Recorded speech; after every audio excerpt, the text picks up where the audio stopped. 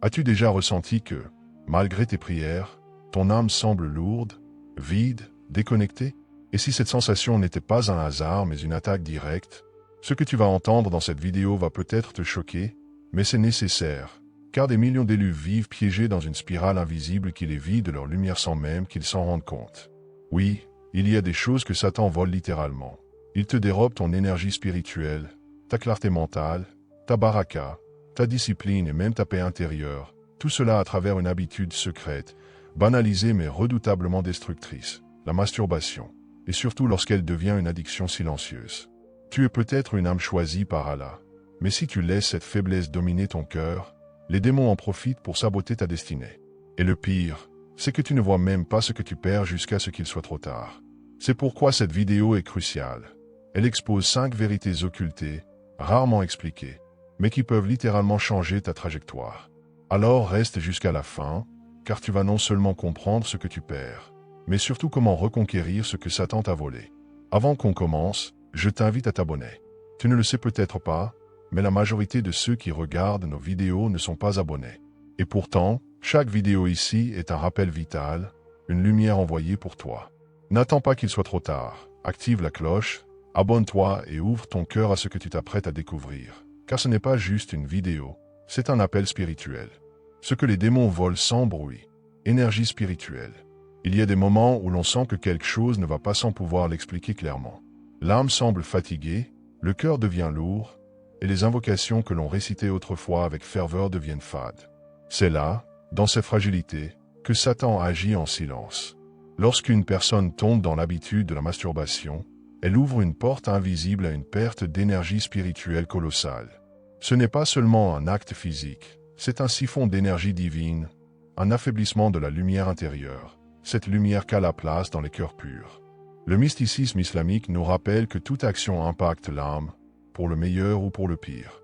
Le lien sacré avec Allah se construit dans la constance, prière sincère, dhikr régulier, abandon du cœur au Très-Haut.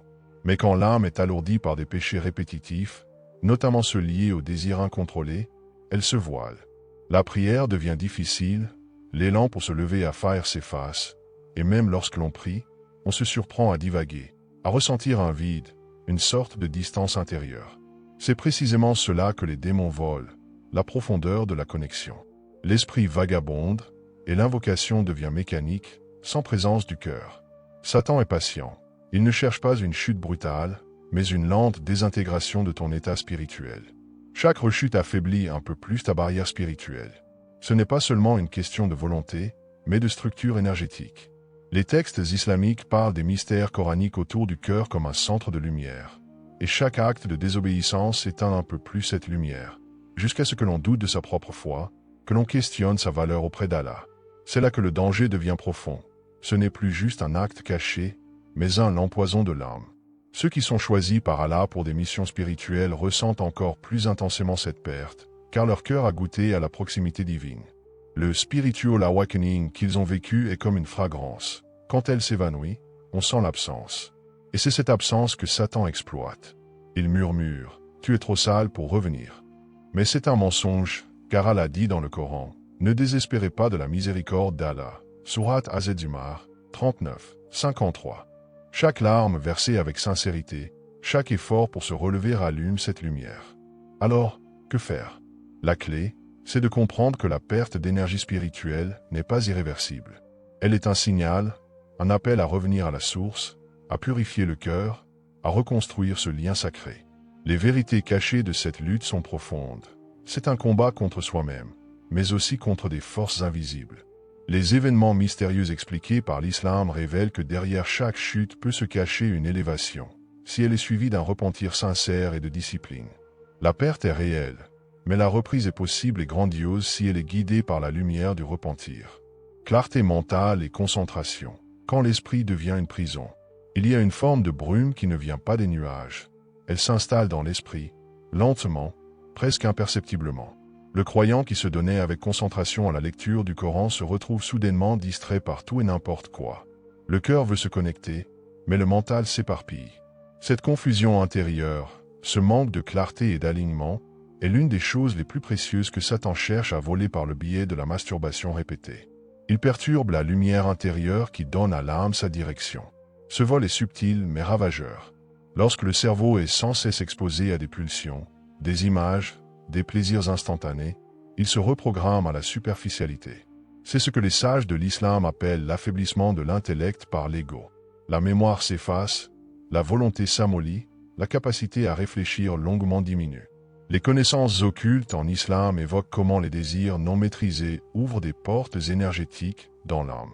Résultat, procrastination, incapacité à rester concentré, et surtout, incapacité à entendre les vérités cachées qu'Allah déverse dans le cœur du croyant attentif. Le plus tragique, c'est que cette confusion mentale éloigne le croyant de son objectif ultime, l'adoration consciente. Il devient difficile de méditer sur les mystères coraniques, d'extraire des versets une sagesse applicable. L'esprit vagabonde dans des pensées inutiles, dans des scénarios imaginaires, pendant que la réalité spirituelle s'effondre doucement. C'est comme si un voile tombait entre le croyant et la lumière. Et pendant ce temps, Satan applaudit, car il a détourné une âme promise à la grandeur. Mais ce brouillard peut se dissiper. Le prophète Mohammed a dit « Celui qui se protège des choses douteuses protège sa religion et son honneur », rapporté par Al-Bukhari. Laisser cette habitude, c'est réapprendre à respirer spirituellement, c'est retrouver une concentration intense lors du dhikr, une stabilité mentale lors de la prière. La philosophie islamique nous enseigne que l'intellect purifié devient un miroir dans lequel se reflète la guidance divine. Et sans cette clarté, même les plus beaux projets deviennent confus. Ceux qui cherchent leur mission dans la vie doivent savoir. La masturbation n'est pas une simple distraction, c'est un sabotage. Elle affaiblit le discernement, t'éloigne de ta destinée. Mais bonne nouvelle, en reprenant le contrôle, tu peux retrouver cette clarté. Chaque fois que tu dis non à ton âme, tu dis oui à ton âme. Et Allah aime ceux qui font des efforts pour purifier leur cœur, car c'est dans le cœur clair que descendent les plus grandes révélations et les plus belles réponses à tes prières. La baraka volée. Quand les démons freinent tes bénédictions, il y a une énergie subtile que peu perçoivent, mais qui fait toute la différence dans la vie du croyant. La baraka, c'est cette bénédiction divine qui rend les petites choses abondantes, les efforts modestes fructueux, les relations paisibles. Mais cette baraka peut s'évaporer silencieusement, comme de l'eau qui s'infiltre dans le sable. Et l'un des chemins les plus rapides par lesquels Satan dérobe cette baraka, c'est la masturbation incontrôlée, une habitude en apparence privée, mais dont les conséquences spirituelles sont visibles jusque dans les sphères invisibles. Chaque fois qu'un croyant succombe à cette tentation sans repentir ni conscience, une brèche s'ouvre. Le spiritual awakening est freiné. Ce n'est plus un simple péché, mais un point d'entrée pour les démons qui viennent perturber l'équilibre divin. Tu remarques que tes affaires stagnent, que l'argent entre mais ne reste pas, que les opportunités se ferment sans raison claire. Ce sont des signaux d'alerte spirituelle. Car quand l'âme est entachée par la répétition des désirs, la lumière divine qui attire la baraka s'affaiblit. Dans les enseignements liés au mysticisme islamique, il est dit que la baraka est comme un parfum subtil qui émane des âmes pures. Quand cette pureté est ternie par des actes secrets récurrents, ce parfum s'estompe, et les anges porteurs de bénédictions se tiennent à distance. Tu peux avoir un excellent travail, une maison confortable, une famille aimante, mais tout semble lourd, sans goût. Pourquoi ? Parce que la lumière intérieure est éteinte. Et cette lumière, c'est elle qui rend ta vie fluide et bénie. Mais l'islam nous enseigne que rien n'est jamais définitivement perdu. Les mystères coraniques regorgent d'histoires de ceux à qui Allah a rendu ce qu'ils avaient dilapidé. L'un des noms d'Allah est Aher-Razak, le pourvoyeur. Si tu fais un pas sincère vers lui, il ouvre les portes. Reviens à la propreté intérieure, implore son pardon. Et surtout, reste constant dans le dhikr. Car avec chaque invocation, tu repousses l'obscurité, tu nettoies ton cœur, tu réattires la baraka dans chaque dimension de ta vie. Le lien entre spiritualité et succès matériel n'est pas une superstition. C'est une réalité spirituelle appuyée par les connaissances occultes en islam. Si tu sens que tes efforts sont vains, que tes projets n'avancent plus, regarde à l'intérieur. Ton cœur est-il aligné avec Allah? Tes actions privées honorent-elles ce que tu proclames en public? Si la réponse te blesse, ne désespère pas, car Allah est At-Tawwab, celui qui accepte le repentir. Et la baraka, une fois perdue, peut revenir, souvent sous une forme encore plus belle. Perdre le contrôle, perdre l'essence, la discipline volée par Satan. Il est fascinant de voir comment un simple acte, souvent considéré comme banal ou privé, peut lentement, insidieusement, éroder l'un des plus puissants dons qu'Allah a accordé à l'être humain, la maîtrise de soi. La masturbation répétée, surtout lorsqu'elle devient une addiction silencieuse, brise cet équilibre délicat entre le cœur et le nafs. Et Satan ne perd pas une seconde pour s'y engouffrer. Il le sait, si l'homme perd sa discipline, il devient vulnérable à toutes les tentations. C'est là que commence la descente spirituelle. Ce qui est subtil mais dévastateur, c'est que cette perte de contrôle ne se limite pas à l'acte lui-même. Elle se propage. D'abord, la volonté s'affaiblit face aux autres désirs. Paresse, excès de nourriture, fuite des responsabilités. Puis, les actes d'adoration deviennent lourds, le fajr est manqué, le dhikr est oublié, la lecture du Coran devient rare. Le croyant commence à justifier ses manquements, à s'enliser dans l'apathie. Satan, malin, souffle, tu n'y arriveras jamais. Alors pourquoi essayer? Voilà comment on tombe dans la servitude au naf. Mais la philosophie islamique nous apprend que le vrai djihad n'est pas seulement sur le champ de bataille, mais dans le combat quotidien contre le soi inférieur. Le prophète Mohammed a dit, « Le plus fort parmi vous n'est pas celui qui terrasse son adversaire, mais celui qui se maîtrise lorsqu'il est en colère. » Ce hadith est un miroir. Il nous rappelle que la grandeur spirituelle n'est pas dans la performance visible, mais dans le silence des luttes intérieures. Chaque résistance, chaque victoire contre l'impulsion charnelle est un pas vers l'élévation.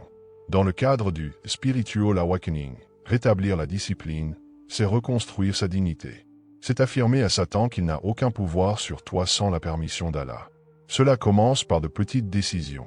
Éteindre l'écran avant l'envie, quitter une pièce à temps, choisir une action bénéfique au lieu d'une distraction. Chaque choix est un acte de foi. Et ces petites victoires quotidiennes restaurent la barrière spirituelle entre toi et Satan. Elles restaurent ta liberté. Alors, si tu sens que tu es esclave de tes pulsions, ne te condamne pas. Rappelle-toi, même les plus grands ont trébuché. Mais ce qui les a élevés, c'est qu'ils se sont relevés. Les connaissances occultes en islam montrent que derrière chaque chute se cache une sagesse, une leçon pour forger l'âme. Ne laisse pas le doute te paralyser. Rappelle-toi, le contrôle de soi, c'est la clé de toutes les autres portes spirituelles, celle de la constance, de la sincérité, de la lumière divine. Et surtout, c'est la preuve vivante que tu es capable d'être un serviteur honoré. Quand le cœur se vide de paix, la connexion brisée avec Allah, il y a ce moment étrange, silencieux, que beaucoup de croyants connaissent mais n'osent pas nommer. C'est ce vide après l'acte, ce silence pesant, ce goût amer. Le plaisir fut bref, mais ce qui suit, c'est un abîme, une lourdeur dans la poitrine, un sentiment d'éloignement, comme si quelque chose s'était cassé. Cette chose, c'est le lien sacré entre le cœur du serviteur et la lumière d'Allah. Car chaque fois qu'un choisi chute dans cette habitude, Satan s'empresse de souffler. Tu n'es plus digne. Allah ne t'écoutera plus. Et pourtant, c'est là son plus grand mensonge. Ce que le croyant ressent après cette anxiété sourde, cette perte de paix intérieure, n'est pas une punition, mais un signe. Un rappel douloureux mais miséricordieux que la fitra, la nature pure avec laquelle Allah nous a créés, aspire à la pureté. Cette douleur n'est pas une fin, c'est un appel à revenir, une invitation à réparer ce qui a été abîmé. Et dans ce retour sincère, il y a une beauté indicible, parce qu'Allah dit dans le Coran, « Ne désespérez pas de la miséricorde d'Allah » Sourate Az-Zumar, 39, 53. Voilà la clé, ne jamais croire que c'est fini. Le mysticisme islamique nous enseigne que le cœur est comme un miroir. Chaque péché laisse une trace, mais chaque repentir le polit. Chaque larme de regret, chaque doigt sincère récité dans la nuit obscure efface les ombres. Et plus on revient vers Allah, plus le cœur retrouve sa clarté, sa capacité d'aimer, de vibrer, de ressentir sa présence. Les mystères coraniques regorgent d'histoires de serviteurs tombés puis relevés. Leur point commun, ils ont refusé de rester à terre. Ils ont compris que le lien avec Allah n'est jamais définitivement rompu, sauf si on l'abandonne soi-même. Mais Satan est rusé. Il ne se contente pas de faire tomber. Il te murmure que tu es sale, indigne, perdu. Il fait de la faute un poids insupportable. Il veut t'arracher la paix, cette tranquillité intérieure qui fait que, même dans le chaos du monde, ton âme repose. Or, cette paix, cette sakina, vient uniquement d'Allah, et elle revient dès qu'on se tourne vers lui. Ce n'est pas une question de mérite, mais de miséricorde. Et Allah est plus miséricordieux envers ses serviteurs qu'une mère envers son enfant. Alors, à celui ou celle qui lit ces lignes et se sent vidé, abandonné, éloigné de la lumière, sache que ton cœur n'est pas mort. Il pleure juste pour retrouver sa présence. Lève-toi, Fais tes ablutions. Prosterne-toi. Pleure, si tu veux. Dis à Allah ce que Satan ne veut pas que tu dises. Je reviens. Ya Rab. Je suis faible, mais ton pardon est plus vaste que mes fautes. Et là commence le vrai spiritual awakening. Là, tu ressens à nouveau la paix. Pas une paix du monde, mais une paix qui traverse les cieux. Une paix que seuls les repentants sincères connaissent. Reprendre ce que Satan a volé, le chemin du retour. Il y a un secret que beaucoup ignorent. Ce que Satan vole, Allah peut le restituer en mieux. Mais pour cela, il faut faire le premier pas. Et ce pas, c'est le Toba, le repentir sincère. Pas celui qu'on murmure machinalement avant de dormir. Non, le vrai Toba, celui qui fait trembler la voix, couler les larmes, plier les genoux au sol. Celui où l'on dit à Allah, Ya Rab, j'ai chuté, mais je ne veux pas rester là. Reprends-moi sous ta miséricorde. Car chaque acte de repentance est un coup d'épée contre Satan. Il le déteste, il enrage, parce qu'il sait que le serviteur revient vers une source qu'il ne pourra jamais atteindre, la miséricorde d'Allah. Mais il ne suffit pas de pleurer, il faut aussi remplacer le mal par le bien. C'est une règle spirituelle puissante dans la philosophie islamique. Le cœur ne peut pas rester vide. Si tu chasses un démon, tu dois inviter la lumière. Et cette lumière, c'est la prière, le dhikr, la lecture du Coran. Ce sont ces moments volés à la nuit, quand tout dort et que tu t'adresses à Allah comme à un ami intime. Dans ces instants, même les cieux écoutent, même les anges s'approchent. Et plus tu remplis ton cœur de ces actes, plus ce que Satan t'avait volé te revient, multiplié. Mais l'une des clés les plus sous-estimées, c'est la gestion des déclencheurs. Le prophète Mohammed nous a appris que celui qui fuit la tentation est plus fort que celui qui tombe puis lutte. Alors, oui, il faut être radical. Supprime ce compte, désinstalle cette appli, éloigne-toi de cette solitude inutile.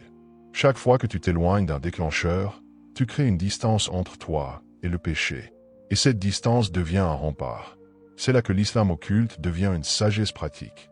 Il ne s'agit pas de fuir le monde, mais d'aménager ton monde pour ne pas fuir Allah. Et voici ce qu'on oublie trop souvent, la lutte elle-même est une victoire. Même si tu rechutes, même si tu recommences, chaque fois que tu te relèves, que tu regrettes, que tu recommences le cycle du bien, tu fais de ton cœur un champ de bataille sacré. Et Allah aime les combattants sincères. C'est ça le spiritual awakening, pas une perfection inaccessible, mais un effort constant, une résistance intérieure. Chaque pas compte. Chaque prière refait le lien. Chaque astaghfirullah reconstruit ton âme. Alors, ne te demande pas, ai-je perdu trop? Demande-toi plutôt, qu'est-ce que je suis prêt à reconstruire? Car Allah ne regarde pas ta faute, mais ton retour. Et celui qui revient à lui avec un cœur brisé, il le rend plus fort qu'avant. Voilà l'une des grandes vérités cachées du chemin spirituel. Ce que Satan détruit, Allah peut le transformer en lumière à condition que tu aies le courage de faire le premier pas. Et aujourd'hui, ce pas, c'est peut-être maintenant. Leçon finale. Reprends ta lumière, reprends ta destinée. Il y a des vérités qu'on entend mais qu'on ne ressent qu'après avoir chuté. Et celle-ci en fait partie. Tu n'es jamais trop loin pour revenir. L'un des plus grands mystères coraniques, c'est que la porte du pardon ne se ferme jamais, tant que ton cœur bat. Même si Satan crie le contraire, même s'il t'enveloppe de honte et de doute, sache qu'à chaque soupir de regret, Allah se rapproche. Oui, chaque fois que tu luttes contre toi-même, même silencieusement, tu es en train de gagner une guerre invisible. C'est là que commence la vraie spiritual awakening. La baraka, cette énergie subtile qui rend les choses fluides, paisibles, bénies, revient. Pas en un jour, pas en un miracle soudain, mais goutte à goutte, prière après prière, décision après décision. Et plus tu purifies ton cœur, plus tu redeviens sensible à cette baraka. Tu la ressens dans ton sommeil, dans tes relations, dans ta concentration, dans cette lumière tranquille qui revient au fond de toi.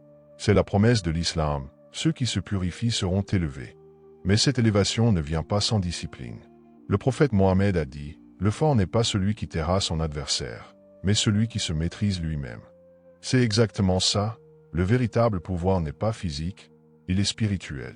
Il est dans ta capacité à dire non, à résister, à choisir Allah plutôt que ton ego. C'est là que tu reprends le contrôle, que tu reconstruis ta dignité. Et plus tu avances, plus Satan recule. C'est l'une des grandes lois invisibles du mysticisme islamique. Ne crois pas que ta lutte est banale, elle est sacrée. Car derrière chaque effort, il y a un ange qui témoigne, un péché effacé, une élévation spirituelle. Ce que tu fais quand tu résistes, ce n'est pas petit, c'est héroïque. et Allah l'enregistre. C'est ça l'essence des expériences mystérieuses en islam. Les grandes victoires sont souvent secrètes, connues seulement de ton âme et de ton Seigneur. Alors, rappelle-toi ce secret puissant. Chaque retour à Allah est un pas vers ta meilleure version. Le monde ne te le dira pas, mais le Coran, lui, le dit. Et ton cœur, s'il est attentif, le sent. Reviens, résiste, avance, et regarde la vie se réorganiser autour de ta lumière retrouvée. Satan voulait t'éteindre, Allah veut te transformer. Et toi, as-tu déjà senti que tu perdais ta lumière intérieure sans comprendre pourquoi? Après avoir vu cette vidéo, quel est le point qui t'a le plus touché? Partage ton expérience ou ton avis sincère dans les commentaires. Ce que tu écris pourrait sauver une autre âme en lutte silencieuse. Et surtout, ne repars pas sans t'abonner. Si ce message t'a éclairé, imagine ce que les prochains pourront faire pour toi. Active la cloche, car chaque rappel publié ici peut être la clé qui te reconnecte à Allah au moment où tu en auras le plus besoin. Clique maintenant sur la vidéo recommandée à l'écran, car elle contient des vérités spirituelles encore plus profondes sur les tactiques invisibles de Satan que personne ne t'a jamais dévoilées. Ainsi, avec tout mon cœur, je te dis, reste fort, cherche la lumière, et ne lâche jamais la corde d'Allah. À très bientôt.